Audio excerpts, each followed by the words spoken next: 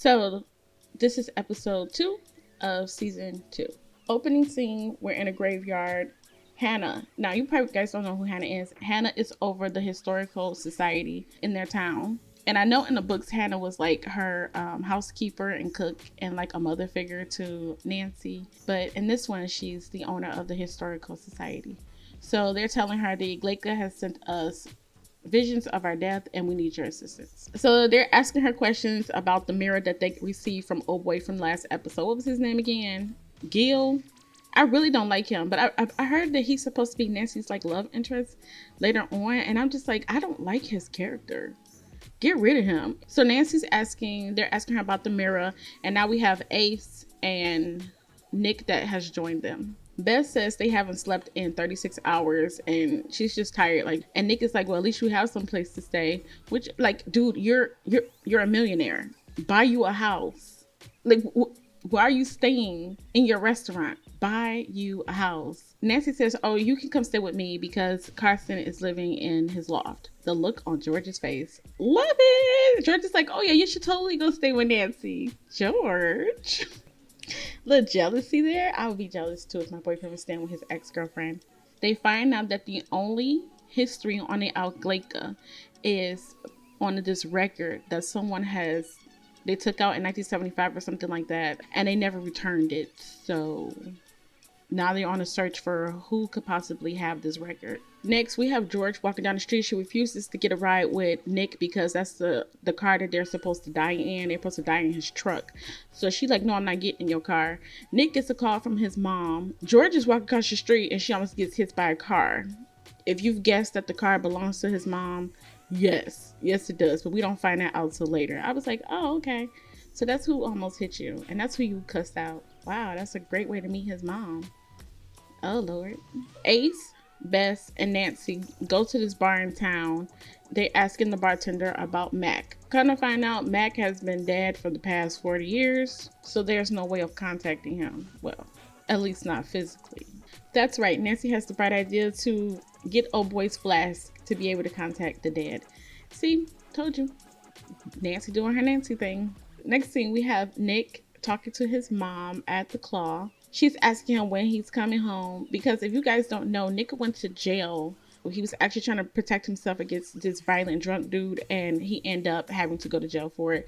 We have George that comes in and realizes that the woman who she cussed out outside and whose car she hit with her hand, yeah, it was his mom. That is so awkward. It is really, really not convincing her at all that he should stay in Maine. She wants him to move back to Florida. Nancy gets home. Bess is listening to some records because she went through looking for old records that she could find in the shops to see if possibly the record that they need is there. And then Nick comes back. Nick is going to be standing there, like I said earlier, and he's like, he's just tired because everybody else is tired. They're like, yeah, we need to get some sleep. So she hands him a pillow and blanket so he can sleep on the couch. And he's like, I owe you one, like, after all this is over. And she was like, nah, it's just a pillow and a blanket. This scene happens where they're just like staring at each other and it's just awkward. And it's like, that's what I was talking about in my other video about how there are moments where you could tell that they are not over each other. Oh, I am so uncomfortable. Everybody's asleep. This scene scared the hell out of me. I was not prepared for that one. Okay, so Nick gets woken up from a sound that he hears in the kitchen. He goes into the kitchen to see what it was, and he is greeted with a ghost. Mac. Yeah. And Mac is requesting that he gets him a drink. And because Nick doesn't know what he's talking about, he's like, he's scared. He's like, who are you? The spirit starts breaking everything in the room. The fact that Bess and Nancy did not wake up from that noise, I refuse. No, it was loud. The next morning, we have Bess, Nancy, and Nick cleaning up the kitchen. Nick asks Bess or Nancy to come in for work because currently Ace has taken off work because he's trying to stay away from the meat locker so he doesn't get hung by a meat hook. We're back at the Claw, and George is worried that Nick's mom doesn't like her. Aw. I mean, you did hit the woman's car, so and his mom wants him to come home because she feels like he could be best protected if he's closer to her. But no offense, but I'm to my no offense, no full offense, she really didn't give him the best scenario to come back home. She tells him a story about this kid that he grew up with named Eddie. A situation happened and he passed away. That was not convincing. That would have convinced me to come home. And he's like, Nick is not going to leave. But I get it. She's just worried about her child, and I understand. We have Nancy. She is currently out with Mac's old ex-girlfriend, and they're talking about after Mac passed, like nobody went to his funeral. He was just basically an a-hole. Yeah, and he grew up in an orphanage. We have Millie, which is Nick's mom, George, and Nick. They went somewhere. They did not tell us where they went. And his mom needed help with something, so she asked him to go and get the clerk. So Nick goes and tries to find a clerk, and as he's walking, the ghost Mac shows back up. And yeah, that's right. He destroyed in a section of glass and mirrors. Mr. Ghost, I don't know how you gonna afford this. You following me around and you're breaking stuff. I can't afford that. Ooh, the most expensive ghost I've seen yet. So the reason why Mac keeps showing up to Nick is because Mac had a friend back in the day named Buddy who was black. That's it. Literally. That's the only reason why he's appearing to Nick. It's because Nick is black. That's it. Okay. Just gotta love that casual racism. Just gotta love it.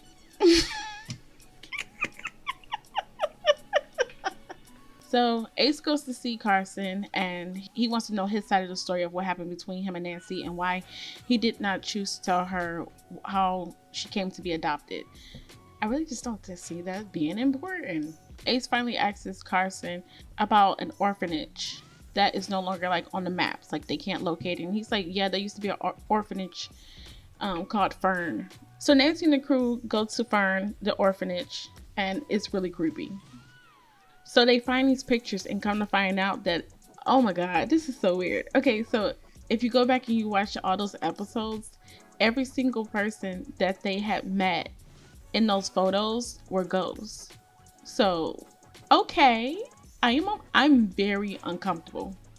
They've just been walking around talking to ghosts this entire time. That is freaky to me. Could you imagine just going about your regular life and you find that you're just talking to someone who isn't alive anymore? I don't even want to think about it. So they go up to Mac's old room where Bess found the picture of all the ghost people. Yep, that's still creepy. They go upstairs, they're looking around, and under the bed, they move it, they find a vent. So they open the vent and kind of find out, like, no, the record is not in there, but there is, for in fact, a skull in there. Yeah, a human skull. So I guess they call the police. Detective T comes. Y'all know I can't stand that man. He's being an a-hole as usual. At least they called you. Like, dang, they could have just like not said anything. They could have took the skull, left, and said nothing to you. But they did. I cannot stand that man. Ooh. But sadly, they still do not have the record. So they're back at the Claw the next day, and they're discussing what happened and where could they possibly find this record. The light starts doing the twitchy thing, and guess what? Mac shows up instead of the Glaika, because I was like, okay, who about to show up today? Who about to show their face today? It's Mac. He's in the mirror behind the bar looking at Nick. Surprisingly, they can't see Mac. Only Nick can, but they can hear the rattling of glass. Mac is currently doing his thing, and he's breaking stuff again. Again, expensive. There's so much in this scene. I really don't even know how to discuss it. So Nancy goes to the back and she catches Ace with a box of stuff. And she notices that there's like peppermint coffee in there. That sounds so gross. And she was like, geez, nobody like drinks peppermint coffee except for Carson. Like, and he's like looking all suspicious. And she's like, okay, so it's for Carson. So you've been, talking to him. And he's like, yeah. And she was like, well, he could have talked to me. He could have talked to me for 19 years. And Ace is like, you're right. You're 100% right. But with the Alglaika, we don't have years. She gets a call from Detective T. I don't know. It kind of like he was flirting a little bit. But anyways, he gets awkward. They find out that the skull is actually Buddy Fowler. Buddy Fowler was strangled to death. Nick, he's been getting these marks on his body, and he has it on his neck. So Ned's mom walks in right while they're having that conversation about Mac trying to kill Ned because he think Ned is Buddy. Again, what? Anyway, so they explain to her what's going on, And this whole scene is just ridiculous because Nancy tries to go over and explain to his mom, I know that the supernatural sounds weird, and she stops her dead in her tracks. Like, sis, you ain't got to tell me about none of that. I carry my Bible, my prayer shawl, and my oils. I'm like, oh, you're a real Christian. Oh, you're one of those Christians. Okay. Sanctified and filled with the Holy Ghost type of Christians. Okay. So, I don't hear people talk about prayer shawls often. So my mom has one. So I was quite shocked to hear them say that in a CW TV show. I've never heard anyone say that outside of a Christian household, like ever. She was like, Stephen King was right. Maine is full of ghosts. I was not. I had to go back and rewatch that part multiple times because I said, did she just say Stephen King? And she did. I mean, yeah, it is. It is true. Maine is like one of the most haunted places in America. Actually, I think that may be Savannah, but Maine is up there. So she's basically scared for her son and she wants him to come back to Florida. She's like, we're going back to Florida. He's like, we're not going back. They get into this argument. She looks hurt. She leaves. And he goes and he mopes in the back room. Poor baby. And Nancy comes to check on him, which I'm surprised it was Nancy that came to check on him. I was expecting George. But Nancy comes to check on him. He tells Nancy like he was going to tell her that him and George started dating, but with everything that was going on, it just never seemed like a great time to tell her. And she's like, it's fine. And, you know, you guys seem like you're happy, girl. We know your feelings hurt. My feelings hurt for you. She's taking it like a champ though. So Nancy works out that she believes that the 45 record is still at the Rusty Hall bar. So they're going to be making their way back there. But in the meantime, George went to go see Nick's mom and explain why she is the way that she is. And I just love the way she put it. Like, she was blunt about it. Like, life has made me vicious. And girl, same. I mean, I'm not vicious, but I'm like ultra sensitive. She looked at her and you could tell that she could tell like, okay, you love my son. So she's like, all right, how do we help Nick?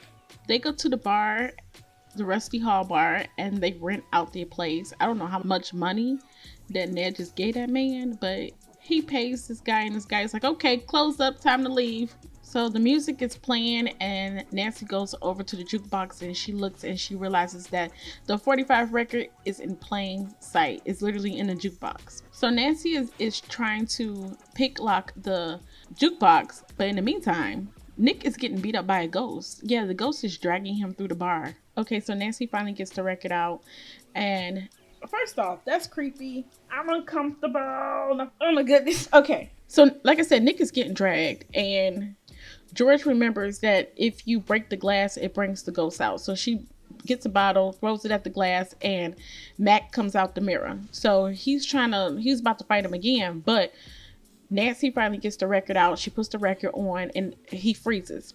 This creepy music started playing.